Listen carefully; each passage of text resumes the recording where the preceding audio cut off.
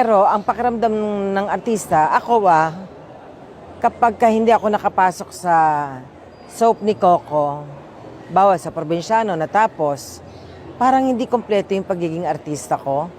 May ganong feeling. Hindi ko alam ang pakiramdam ng kapwa ko artista. Pero ako bilang artista, ganun ang pakiramdam ko. Kung may isang artista na talagang naging malapit sa yumaong aktres na si Jacqueline Jose, yan ay walang iba kundi si Coco Martin. Balitang isa si Coco sa mga unang dumating sa bahay ng premyadong veteran actress matapos matanggap ang balitang natagpuan ang katawan nitong wala ng buhay. Base sa nakalap na impormasyon, nakita ng ilang taong nasa scene of the crime na dumating si Coco, na kasamahan ni Jacqueline sa kapamilya serye na FPJ's Batang Quiapo. Nagpunta rin daw agad sa crime scene ang isa pang kaibigan ni Jacqueline na si Cherry Pie Picache na kasama rin nila sa Batang Quiapo. Wala pang post si Coco sa kanyang social media accounts tungkol sa pagkamatay ng kanyang nanay-nanayan. Habang sinusulat ang balitang ito ay naghihintay pa rin ang lahat ng karagdagang detalye sa pagpanaw ng Cannes Film Festival Best Actress at kung ano ba talaga ang naging sanhi ng biglaan nitong pagkamatay. Sa unang lumabas na ulat, posible raw nadulas at nabagok ang ulo ng aktres sa loob ng kanilang bahay na naging sanhi ng kanyang pagkamatay.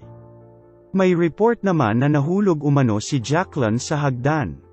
Kaya abangan na lang natin ang official statement ng pamilya ng aktres at ng SOCO Scene of the Crime Operatives hinggil sa tunay na dahilan ng pagpanaw ni Jacqueline Jose. Going back kay Coco, siguradong wasak ngayon ang puso ng teleserye King sa nakabibiglang pagyaw ni Jacqueline na gumaganap na Corrections Chief Superintendent Dolores Espinas sa Batang Quiapo. Sa isang panayam, sinabi ni Jacqueline ang dahilan kung bakit napapayag siyang bumalik sa ABS-CBN makalipas ang 10 taon. Si Coco ang isa sa rason, parang anak ko na yan. Ang una niyang pelikula, Kasama Ako, masahista, noong araw. Matagal na, at mula noon, hindi naman kami nag-lose contact. In short, nagkakausap pa rin, pagbabahagi ni Jacqueline. Patuloy pa niya, ang pakiramdam ng artista, kapag hindi ako nakapasok sa soap ni Coco, halimbawa itong probinsyano na natapos, hindi kumpleto ang pagiging artista ko. May ganoong feeling.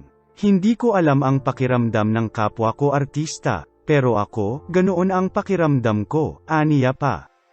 Naikwento rin niya na paulit-ulit niyang sinasabihan noon si Coco na sumabak na sa mainstream movies, pero ayaw daw nito. Sabi ko, di na, pwede na yan. Meron daw siyang parang mahina ang loob niyang makiharap sa mga stars. Sabi ko, hindi, lang yan, pare-pareho lang tayo, aniya pa. Sa tanong kung in-expect ba niyang magiging superstar si Coco, well, hindi ganito kalaki.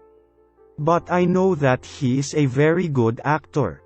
Alam kong mahusay siya dahil lagi kaming nagsasama sa indie.